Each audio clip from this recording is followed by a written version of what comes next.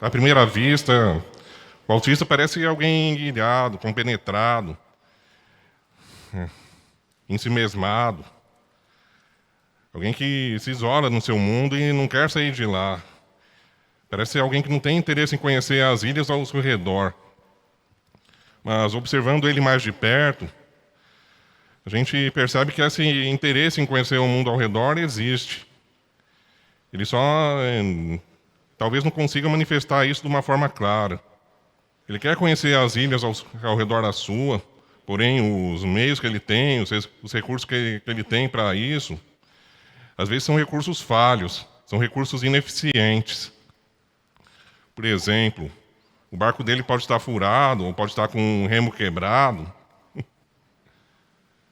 ou ele não sabe nadar, ou ele não consegue desviar dos perigos do alto mar.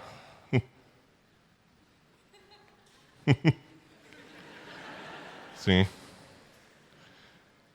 E por causa dessas dificuldades que ele enfrenta na jornada dele, na sua jornada, ele acaba tomando a atitude de se isolar de volta na sua ilha, de se recolher. Então, eu diria que ele não é um ilhado, ele é um naufragado. Entretanto, alguns autistas conseguem superar essa dificuldade da navegação, sei lá, fazendo o contrário, atraindo as pessoas para a ilha dele. Se ele não consegue ir até a ilha, faz as outras ilhas irem até ele. Então, e esse foi o meu caso.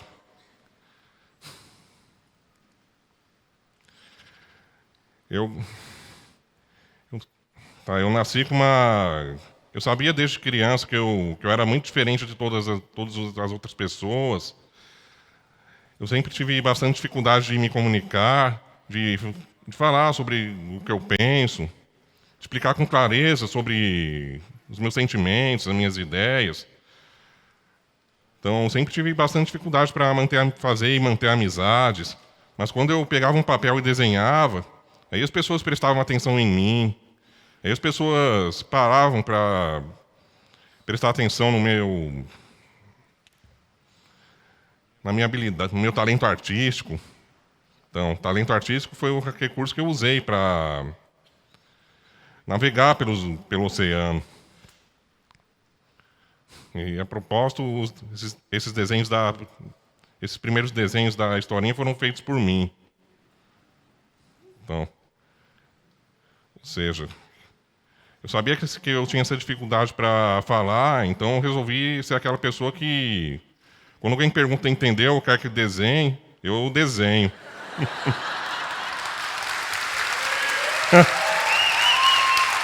Tá, calma.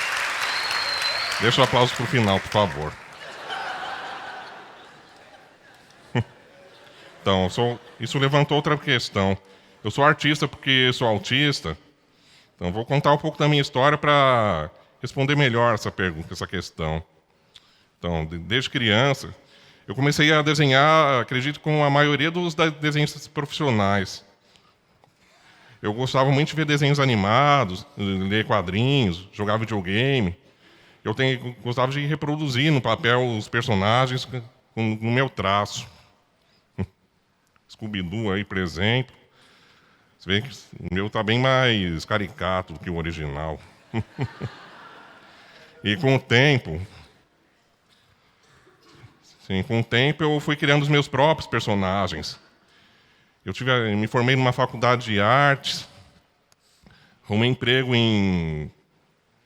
relacionados com o desenho, sempre na área de desenho, na área de publicidade e ilustração de material didático. Comecei a participar de eventos de quadrinhos, de games. Então, sempre tive uma afinidade maior com o mundo dos desenhos. Eu nem sempre entendi as pessoas direito, mas os desenhos tinham uma lógica que fazia mais sentido para mim. Uma lógica previsível, simples, coerente. Por exemplo, no desenho animado, no quadrinho, a gente, mesmo sem conhecer os personagens, a gente consegue identificar quem é o herói, quem é o vilão. Mas ele sempre tem o mesmo emprego, mora no mesmo lugar, tem os mesmos amigos, fala as mesmas frases. Mas no mundo das pessoas já é o contrário disso. É imprevisível, complexo, incoerente. E as pessoas mudam de emprego, mudam de carro, mudam de cidade. Sim. Só para explicar que o jogador de futebol, quando ele fica famoso, ele muda de time.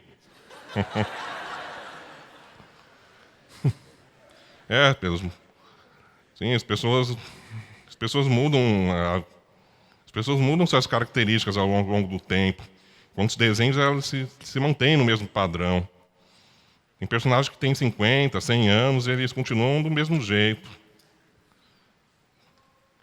Então, os desenhos são... Eu resolvi usar o desenho como a minha ponte com o mundo das pessoas. Só que tinha o seguinte, eu não gostava muito de desenhar pessoas. Eu sempre preferia desenhar personagens de desenho animado, de quadrinhos. Só que nos empregos que eu tive, no colégio, eu sempre passava pela mesma situação. As pessoas, os meus colegas, até alguns professores, até meus chefes, sempre me pediam para eu fazer o desenho deles. A reação que a maioria das pessoas tem diante de alguém que sabe desenhar é pedir para fazer o desenho. Então resolvi investir nisso, em caricatura. Quando eu tinha uns 27, 28 anos. Estou com 36 agora. Então, e a caricatura foi uma forma de trazer as pessoas para o mundo dos desenhos. Pegar a pessoa e transformar ela num desenho. Que me ajudou a aumentar a afinidade com elas. Depois comecei a trabalhar com caricatura, que eu aprendi a conversar com as pessoas, atender clientes. E esse trabalho também nos empregos fixos eu ficava sempre nas mesmas ilhas, nos mesmos ambientes. Na caricatura eu trabalhava em lugares diferentes. E esses lugares... Trabalhei para empresas de vários setores. E num desses trabalhos eu conheci pessoas da área da saúde, uma pessoa que era fonoaudióloga de autistas, que observando meu jeito de falar, observando minha postura, me falou sobre esse termo aí que eu nunca tinha ouvido falar antes, síndrome de Asperger. Quando pesquisei sobre isso na internet, foi uma epifania. Foi um momento de luz na minha vida. Como se eu fosse um extraterrestre que descobriu que é de outro planeta. Passou a vida inteira morando em outro planeta. Tá, então, o que essa descoberta da minha condição de pessoa com síndrome de Asperger, que é um tipo de autismo leve, significou? Tá, para a ciência, para os médicos, é um tipo de autismo leve que interfere principalmente em três pontos. Déficit de dificuldade com o traquejo social, com a comunicação verbal e corporal, interesse muito restrito em diversos temas. Isso ajudou a explicar porque que eu gostava tanto de desenhos. E um pensamento muito lógico, muito linear, muito concreto. Ou seja, tudo tinha que ter um início, um meio e fim. Isso ajudou-me a explicar por que eu me sentia tão confortável com os desenhos. Ter descoberto que tem muito mais gente que é igual a mim no mundo, me fez sentir parte da mesma ilha. Também foi um retorno. Porque, como eu tive diagnóstico tardio, como a descoberta foi na minha idade adulta, me senti como se eu tivesse passado minha vida caminhando por uma estrada para um destino errado. Por exemplo, como se eu quisesse ir lá para o Amazonas, estivesse indo lá para Pernambuco.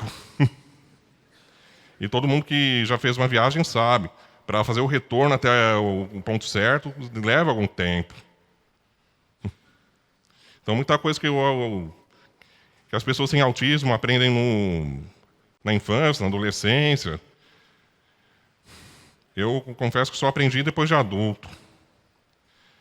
E depois dessa descoberta, eu conheci outras pessoas com autismo, outras pessoas autistas, outros pais de autistas, médicos de autistas, professores de autistas, e eles me contando a história deles.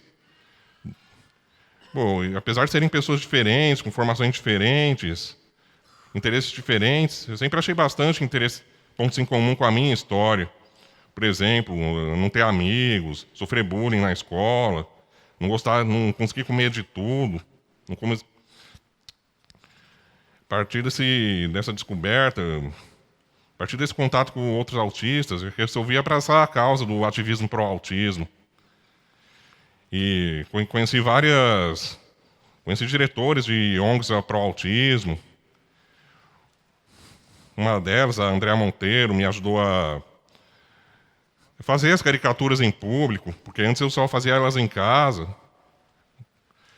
E o projeto deu tão certo que ela deu a ideia de criar um livro com os meus desenhos, o Humor Azul. Também, graças ao nosso trabalho, eu consegui encontrar uma outra autista mais famosa do mundo, que também foi palestrante do TED, o Temple Grandin. Tá, e com esse trabalho de ativismo, eu aprendi várias coisas. Primeira, que um autista nunca é igual ao outro. Que isso são algumas fotos de autistas famosos, que cada um tem uma habilidade diferente. Tempo, por exemplo, da área de zootecnia, John Robinson, engenheiro eletrônico, fez as guitarras do Kiss. Susan Boyle, muitos de vocês conhecem. Clay Marzo, sim, também existe autista surfista. Ou seja, autistas podem ser parecidos nesses pontos que eu falei, teriam um interesse muito forte em alguma coisa, mas o interesse nem sempre vai ser na mesma coisa. Vai ter o autista mais comprometido, que não fala, não consegue se vestir direito, o autista que consegue se virar sozinho, o autista mais independente. Está aí a razão do meu diagnóstico tardio também, porque muitos médicos ainda acham que só existe o autismo grave, o autismo severo. E outra coisa que eu aprendi, o termo deficiente é usado para quem não enxerga, ou não anda com as próprias pernas, ou não ouve. Mas todo mundo é deficiente em alguma coisa, essa que é a realidade. Pessoa que não sabe desenhar, pessoa que não sabe dirigir, não sabe cozinhar, não sabe falar inglês, ela também tem uma deficiência. E todas as pessoas têm algum interesse restrito. A profissão que a gente escolhe para a nossa vida é, de certa forma, o nosso interesse restrito, o assunto do qual a gente sempre fala nas nossas conversas. É engenharia elétrica, construção civil, medicina, direito, TI. A maioria das nossas conversas também é dominada pela nossa profissão. E outra coisa, a descoberta mais importante, ao meu ver, que essas são as 3 esferas que me definem: a do artista, o Rodrigo artista, o Rodrigo autista e a pessoa, o Rodrigo Tramonte. Então, por causa desse interesse, desse hiperfoco, desse interesse muito intenso no desenho e no autismo, eu consegui fazer sucesso nessas 2 áreas de cima, só que a área pessoal do Rodrigo Tramonte, a área da minha pessoa, a esfera da minha pessoa, acabou ficando em segundo plano. Eu diria que em último plano até. Então, consegui me tornar um desenhista famoso, consegui me tornar um ativista para o autismo famoso, só que quando a pessoa fica... Vocês sabem que quando a pessoa fica famosa, quando a pessoa vira um gênio da arte, um gênio das ciências, ela acaba... um gênio da música, acaba virando um personagem, acaba virando... As pessoas enxergam ele como alguém que não come, não dorme, não vai no banheiro, alguém só fica desenhando, só fica cantando, só fica praticando esporte, como aconteceu com Elvis, Michael Jackson, o Pelé. Então, isso aí, de certa forma, também aconteceu comigo. Ou seja, de tanto eu focar nas caricaturas, tanto eu me dedicar à caricatura, acabei me tornando uma caricatura de mim mesmo. Muita gente que vem falar comigo não me pergunta como eu tô, não pergunta se eu tô que eu tô fazendo de novo, só pergunta se eu tô desenhando, perguntam como estão os desenhos, não como está o Rodrigo. Tem isso aqui também. Depois do sucesso como ativista para o autismo, muita gente, principalmente as mães, começaram a me enxergar como um super-herói do autismo.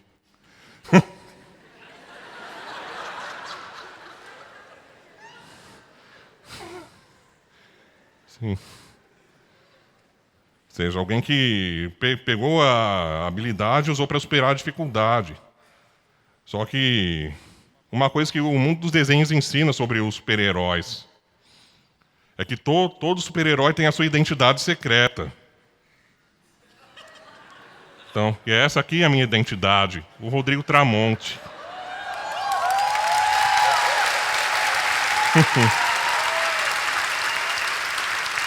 Então,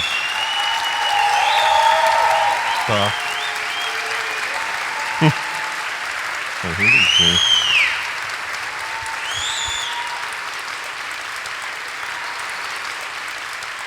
Eu consegui alcançar meu destino nas estradas do artista e do autista, mas na estrada do Rodrigo Tramonte, eu ainda estou fazendo o retorno. Mas agora que eu conheço a minha verdadeira essência, a minha verdadeira personalidade, meu verdadeiro jeito minha forma de funcionar, agora eu estou conseguindo superar minhas dificuldades nessa estrada também. Quando você encontra um autista, uma pessoa diferente de você, um cego, um surdo, um cadeirante, em vez de focar na deficiência, em vez de focar naquilo que é diferente de você, para criar essa ilha, criar essa ponte, precisa focar na semelhança, o que a pessoa tem de comum contigo. Eu também gosto de cozinhar, também gosto de jogar futebol, também gosto de filme de terror. Preciso focar na semelhança. Muito obrigado.